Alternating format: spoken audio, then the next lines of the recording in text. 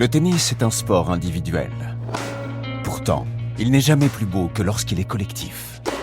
Des championnes, des champions s'engagent hors des cours pour des causes qui leur tiennent à cœur. Bienvenue dans Le cours sur la main, un podcast produit en partenariat avec BNP Paribas, fidèle au tennis de demain depuis 50 ans. Le cours sur la main. Michael Chang, un trophée pour Tiananmen. Ivan Lendl, le patron du tennis mondial, tétanisé au 5e set, incapable de réagir face à un petit Chang pourtant bloqué par les crampes, voilà un moment de Roland-Garros qui ne s'oubliera pas de sitôt. Ivan Lendl avait remporté les 2 premiers sets, puis perdu les 3e et 4e, ce qui semble avoir agi sur lui comme un gaz incapacitant. Alors que son tout jeune adversaire était à l'agonie, le numéro 1 mondial n'a pas su le faire courir, ni monter à la volée, ni jouer l'amorti, incroyable. Nous sommes le 5 juin 1989.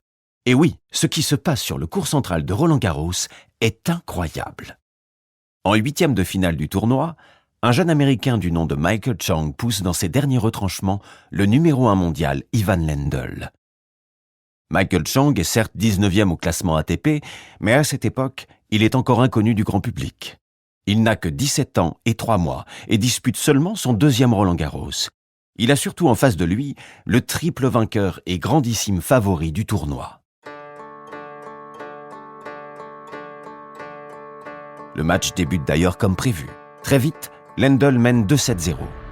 Pourtant, contre toute attente, en jouant plus long, en prenant plus de risques, Chang parvient à égaliser à 2-7 partout. Il commence à déstabiliser Ivan le Terrible. Ce qui n'est pas pour déplaire au public parisien qui n'apprécie pas franchement le glacial tchécoslovaque. Mais dans le 5e set, le physique de Michael Chang commence à flancher. Perclus de crampes, l'Américain tente de s'hydrater abondamment, mange des bananes, reste debout au changement de côté. Rien n'y fait. L'issue du match est inéluctable et Michael Chang le sait. J'étais sur le point d'aller voir l'arbitre de chaise et de lui dire « J'en peux plus, j'arrête. Je vais rentrer au vestiaire, les gens vont me taper dans le dos et à la conférence de presse, on me dira « Tu t'es bien battu aujourd'hui. » Mais tout au fond de mon cœur, j'avais une certitude. C'était presque comme si Dieu me disait « Tu t'es battu pour gagner les 3e et 4e sets. Tu ne vas pas arrêter maintenant. » Une intervention divine. Voilà ce qui porte le très croyant Michael Chang ce jour-là. Mais l'Américain d'origine chinoise a une autre raison de continuer à se battre. Il pense aux événements qui ont lieu à 8000 km de Roland-Garros. Il y a encore quelques dizaines de tentes sur la place Tiananmen sous lesquelles une poignée d'étudiants s'abrite tant bien que mal du chaud soleil de Pékin. Ils utilisent surtout la mitrailleuse. Ils commencent par tirer les gens. Une fois les gens tombent, ils font passer les tanks dessus. Donc les gens ils sont complètement écrasés par les tanks. Et après ils mettent du feu sur les cadavres. Donc maintenant sur l'avenue qui longe Tiananmen, ça devient vraiment la mer de sang et la mer de feu.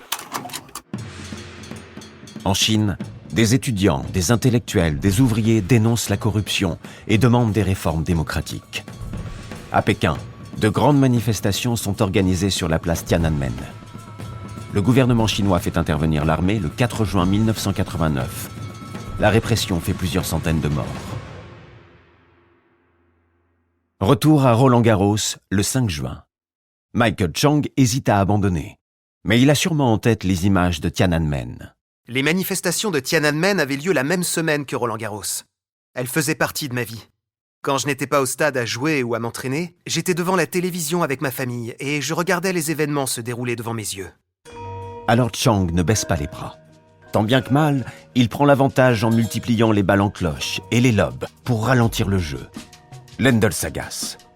À bout de force, l'Américain n'est plus capable de servir des premières balles. Alors il ruse. À 4-3 pour lui, il commence son geste de service avant de frapper à la cuillère. Surpris, Ivan Lendl perd le point et finit par perdre pied. 5-3 pour Chang, balle de match sur le service de Lendl. L'Américain tente alors un dernier coup de bluff. Il avance dans le court, se place sur la ligne du carré de service et provoque la double faute fatale du Tchécoslovaque. Fin du match. Le joueur de 17 ans peut exulter et s'écroule sur la terre battue. Ici, à Paris, et contrairement à Pékin, David a réussi à renverser Goliath. Ce match est entré dans la légende et tout le monde s'en rappelle comme d'une finale. Ce n'est pourtant qu'un 8e, et Chang n'est pas au bout de ses peines. Il remporte les 2 matchs suivants en 4-7. Et enfin, 6 jours plus tard... Chang, hier, a été au bout de son fabuleux parcours. Il a réussi l'inimaginable. Il a battu en finale Stefan Edberg en pleine forme, le meilleur attaquant, après avoir battu au début de la semaine le meilleur joueur de fond de cours, Ivan Lendl. Il a tenu bon jusqu'au bout et il a réussi l'exploit de faire douter de lui Edberg, ce joueur au mental réputé inébranlable. Michael Chang semble capable de briser n'importe quelle machine. Il devient la terreur des cours. Sous son masque impénétrable, ses adversaires se demandent ce qu'il cache de génie ou de magie. En remportant ce Roland-Garros 89, Michael Chang devient le plus jeune vainqueur d'un tournoi du Grand Chelem. Un record qui tient toujours aujourd'hui. Il fallait s'y attendre. Ému, choqué par les événements en Chine, l'Amérique n'a pas manqué de saluer avec déférence la victoire de Michael Chang à Roland-Garros. Né dans le New Jersey de parents chinois ayant émigré de Formose aux États-Unis, Michael n'a pas la gouaille toute new-yorkaise d'un John McEnroe, mais qu'importe, sous la terre battue du Central, après sa victoire, Michael a ajouté que Dieu bénisse tout le monde et plus particulièrement le peuple chinois et l'Amérique aujourd'hui apprécie tout autant le cri du cœur de ce jeune champion que son culot ou la qualité de son jeu de fond de cours.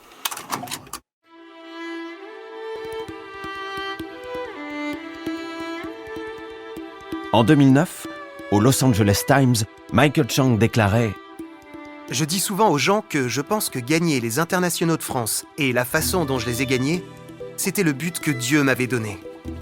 Parce que j'ai pu mettre un léger sourire sur les visages des Chinois du monde entier cette semaine-là, à un moment où ils n'avaient aucune raison de sourire. C'était ma motivation. J'ai gagné ce tournoi pour les manifestants de Tiananmen. » Aujourd'hui encore, Michael Chang continue à mettre des sourires sur les visages du monde entier.